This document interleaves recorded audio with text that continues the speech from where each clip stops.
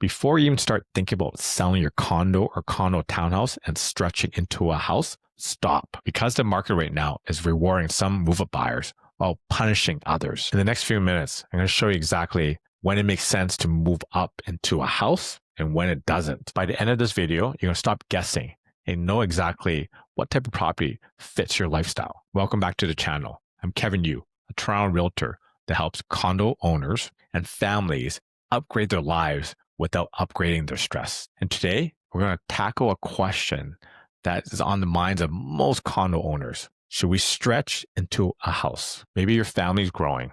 Maybe you're done sharing walls with your neighbors. Maybe you want a backyard, want to be in a better school zone, or you just want to be settled into a neighborhood and not move again. Because that time that you bought that condo, you know that was temporary. But here's the thing that you're probably not hearing enough. It's not about condo versus house. It's more about what fits your lifestyle, your risk tolerance, and your needs as of today. And especially in today's market, the numbers are completely different than they were a few years ago. And when I was looking at the numbers from November 2025, there's a noticeable shift in the market. Sales are definitely down. That's a given. Listings are up. Days of market are up. Prices on houses have softened. And condo prices might be bottoming out. And borrowing costs has come down. So let's break this down simply. No jargon, just clarity. So we're going to confront the real trade-offs between staying in a condo or moving into another condo or moving into a house. So let's talk about money. This is where all the decisions for move-up buyers begin or fall apart. And when we're looking at average price of a detached home in Toronto, we're saying about 1.3, 1.4. Definitely down from the height, but still a significant number. And we're looking at average prices of condos in the city. We're sitting about 600,000, give or take, depending on what building, what neighborhood you're in. So the gap between a condo and a freehold house is still pretty big. And remember, this is not just the sticker price, the purchase price. It's all the ongoing costs, the monthlies that affect you, maintenance, not maintenance fee, but maintenance, your mortgage, utilities higher, insurance is higher. And then you get the surprises like the windows are starting to be very drafty. The roof goes, all these maintenance surprises. And let's compare that to condo life. Yes, there's a maintenance fee and it's gone every month no matter what. But a lot of those fees cover a lot of surprises because that's where your reserve fund comes into play. Your monthly carrying cost, it's very predictable. And here's where a lot of condo owners get tripped up on when they're looking at the market. They assume that just looking at prices, that since they've come down since the peak, that it's a deal. But if your monthly payment overstretch you or stretch you to the max of your affordability, where you can't even do all the fun stuff anymore, then it becomes more of a liability. This is a question I usually ask my clients when they want to do move up. Can you handle the house if life punches you just once, not twice, just once? And what do I mean? Job changes, maternity leave, a surprise maintenance, like I said earlier, when the roof goes. If the answer is no, you're not ready to stretch. If the answer is yes, you have a cushion. You have a safety net. Then go ahead. So money matters, but lifestyle is what affects you day to day. Let's talk about condos first. Condo living. What does that give you? Gives you convenience for sure. A lot of condos and condo townhouses are in a very walkable area and close to transit. Lots of amenities, definitely less maintenance because they typically are nearer than Toronto houses. And for some families, living in a condo with your younger kids makes sense. The lifestyle is much easier.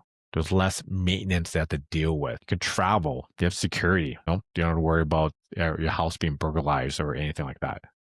And you're not mowing the lawn. That's the other thing as well, which I hate. You're definitely not shoveling snow. Well, in some condo townhouses, you do have to shovel the snow, but the common elements are taken care of. And one of the big things living in a condo is that you're not dealing with 70 or 100-year-old plumbing. Let's talk about what a house gives you. Definitely gives you more space. There's more storage for sure. We know condos and condo townhouses don't have a lot of storage, even with the locker.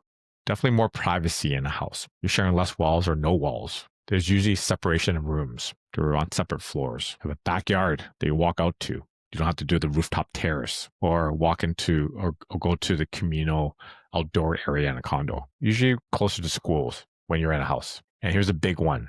There's long-term stability in a house, financial as well, because historically, houses have appreciated better than condos. But the lifestyle, we know it's very different. There's more responsibility, more work in a house, more bills. There's more time spent maintaining things. Like that's a given. But there's also the pride of ownership as well. Some people love that. You could do what you want with your house. You don't have to ask the condo board for permission to upgrade your own place. So I worked with a couple that just had a newborn, and they felt like they were convinced that they needed a house. They're moving up from a rental. They could afford it technically. So we toured a few houses and got really excited because they were like, whoa, I have all this space, all the amenities. And then we ran the numbers and mapped out their lifestyle. Here's the thing they realized they'd be trading because they could afford a condo in the area they were renting. So they moved in a house, they couldn't stay in the same neighborhood. They would be giving up their 5-minute walk to their daycare. Also, it was a 30-minute walking commute to work and weekend freedom. Who wants to be mowing the lawn and doing all those chores on the weekend?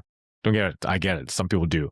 I personally don't. And then for the yard, we weren't sure they're going to be really using it. They weren't big barbecuers. They know that they use the parks in the areas where their rental is and where the future condo could be.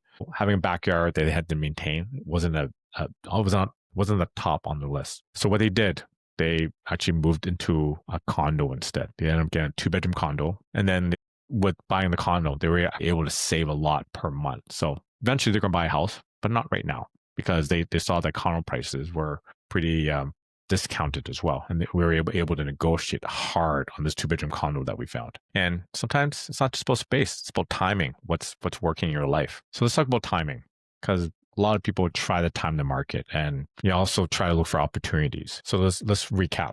November 2025, condo prices have softened as well, but they might be entering the bottom because as of November, I believe the prices have only dropped 3% compared to a year ago. And sales for both are down. New listings for houses are up. So what does it mean? Is it time to upgrade? Maybe, but only if your timeline is long enough. If you plan to stay in your house 10, 15, 20 years, also might start making sense because of long-term stability and appreciation. But you plan to move the next 3 to 5 years, it might not make sense to move into a house. It might even make sense to stay put, to be honest. Because 3 to 5 years, sometimes you can't get back all the fees, all the costs of moving. And it's really expensive moving. Usually you absorb it, you amortize it over 10 years for sure. Here's another rule. If it's a short timeline, choose flexibility. If it's a long timeline, choose lifestyle. And remember, it was in cycles. What matters is not where we are today,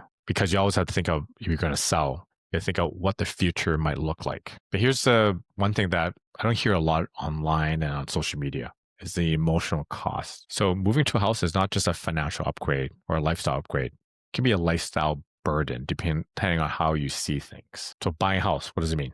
New routines for sure. So you have to adjust to this new lifestyle.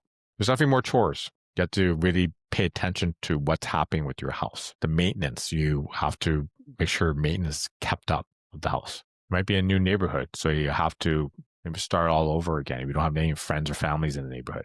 New schools, there might be more driving, more commuting. And if you're moving up at the wrong life stage, it could feel very heavy, very. But if you're moving up at the right life stage, you could feel a relief, especially those that have been cramped in their spaces for a long time. I've seen some clients where they should have moved 5 years ago, but for whatever reasons, either financials or life stages, they couldn't move. And here's something you should ask yourself honestly. Are you stretching because you feel ready? Or are you stretching because you feel the pressure? When I talk about pressure, I'm talking about pressure from friends, pressure from families. The parents are like, hey, you need more space. Or pressure from yourself because you feel like you have to be at a certain stage or have certain things in your life. You deserve clarity, not pressure. So let's simplify this whole decision making. Let's make it clear, clean, and actionable. Here's a decision map I share with some of my clients.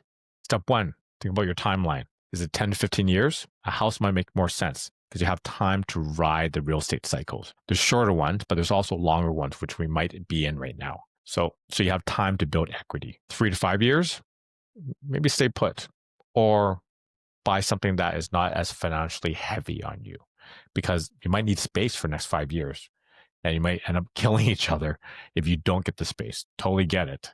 So 3 to 5 years, condo or condo townhouse might make more sense. Or a smaller house. You can always get smaller homes, like a 2-bedroom home with an extra bedroom in the basement. Those are lower on the property ladder in terms of the cost. Step 2, what is your risk tolerance? So if you could handle temporary hardship surprises like job loss, maternity leave, major like expenses to the house, you can handle those, then go forward. If not, keep on saving. Step 3, what's the lifestyle that you want in the next 5 years? Not someday, not eventually, not when your kids are 12. What do you want in the next 5 years? Okay? Because that's where you actually live. So think about backyard, commute, schools, walkability, maintenance. Think about those and pick your priorities from that list and rank them honestly. And step 4, what does today's market offers you? So take a look at the market.